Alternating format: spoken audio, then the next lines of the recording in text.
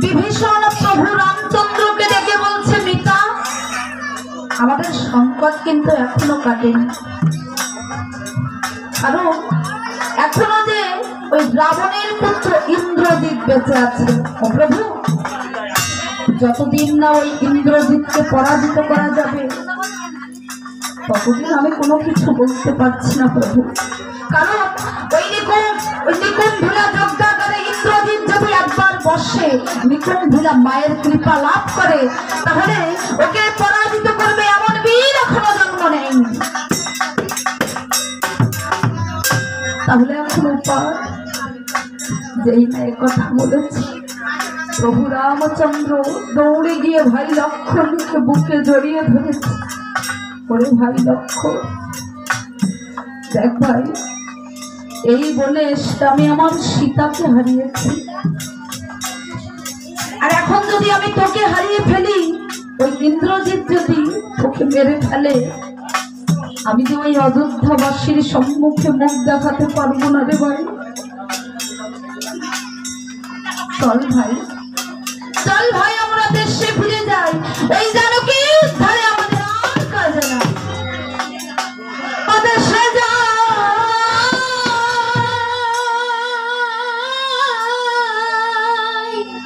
ও দেশে যাই,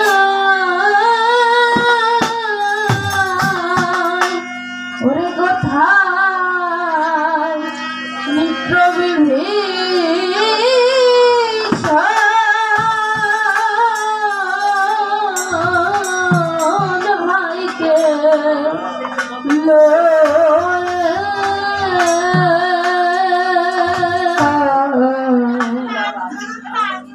চলো চলো দেশে চলো, ওরে প্রাণের ওয়াইলা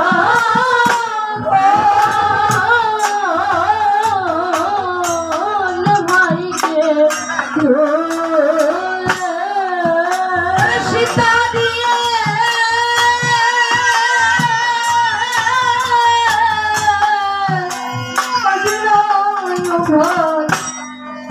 উদার দিলাম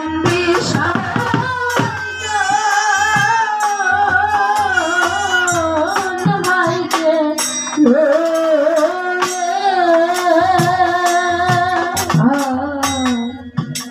সীতা গেলে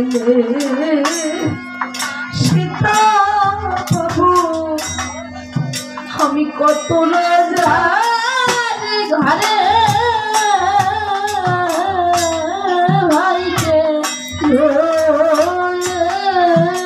তোমার মতো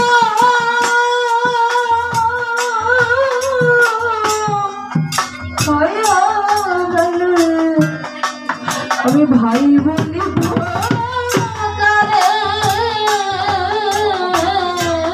ভাইকে। প্রভু রামচন্দ্র ভাইকে বুকে জড়িয়ে ধরে বলছে, ভাই লক্ষ্মণ, ওই সীতা গেলে সীতা পাবো আমি কত রাজার ঘরে, তোমার মতো ভাই হারালে আমি ভাই বলবো। চল ভাই, আমরা দেশে ফিরে যাই। এই মনে শুধু যে আমার একা আসার কথা ছিল, আমি তো আমার ভাগ্যের সঙ্গে তোদের জড়াতে চাইনি রে ভাই, তোরা আমার সঙ্গে এসেছিস। আর এখন যদি আমি তোকে এখানে ফেলে একা দেশে চলে যাই, আমি যে ওই অযোধ্যাবাসীর সম্মুখে মুখ দেখাতে পারবো না।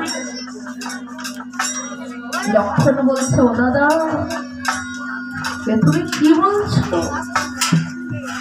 তুমি কেমন কথা বলছো দাদা? এই বলে যখন আমি এসেছিলাম, আমার মা আমাকে বলেছিল, ও লক্ষ্মণ, বনবাসে গিয়ে যদি তোর মায়ের কথা মনে পড়ে, তুই ওই সীতাকে মা বলে ডাকিস। দাদা,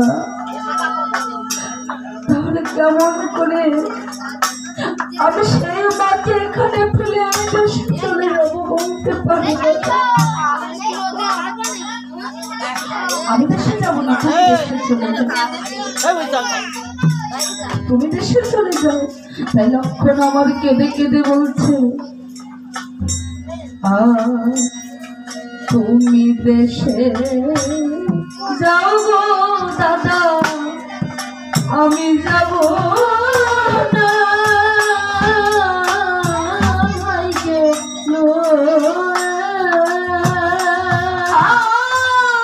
দেশে গিয়ে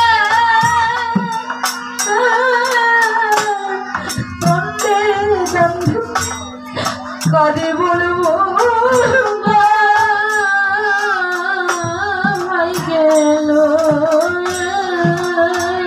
দাদা, আমরা যদি মাকে এখানে ফেলে দেশে চলে যাই, মায়ের অভিশাপে আমাদের অযোধ্যা পুরী যে ভস্ম হয়ে যাবে।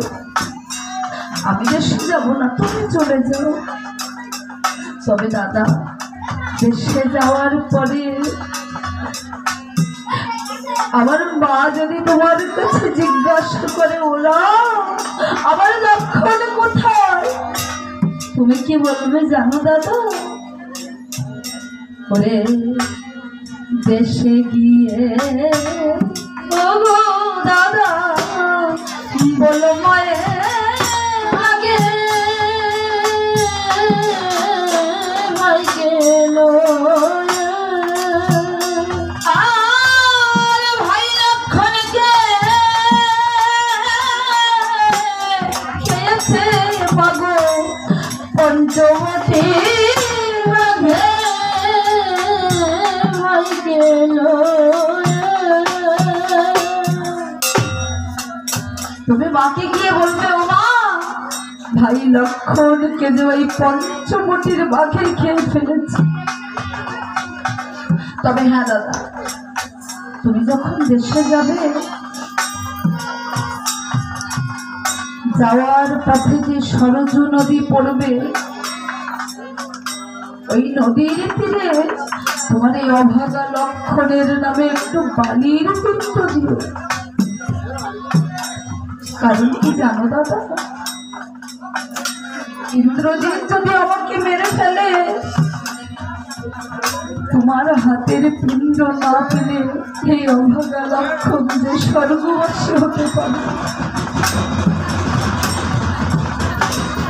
তাই বলছি দাদা, যাওয়ার পথে সরজু নদীর তীরে তোমার এই অভাগা লক্ষণের নামে একটু বালির পিণ্ড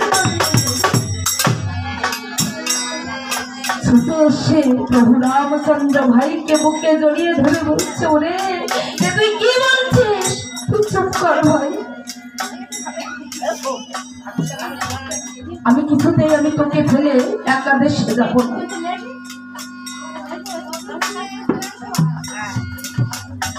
এমনি ভাবে যখন প্রভু রামচন্দ্র আর লক্ষণ কাঁদছে, এমন সময় বিভীষণ বলছে, মিতা এত চিন্তা করো না মিতা, উপায় একটা আছে।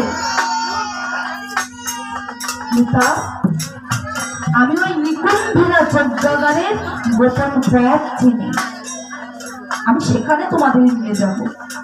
লক্ষণ বলছে, না দাদা, মিত্র বিভীষণের সঙ্গে ওই নিকুম্ভিরা যজ্ঞাগারে শুধু আমি একা যাব, তোমরা সবাই বাইরে থাকো। তাই বিভীষণ লক্ষণকে নিয়ে গোপনে তস্করের ন্যায়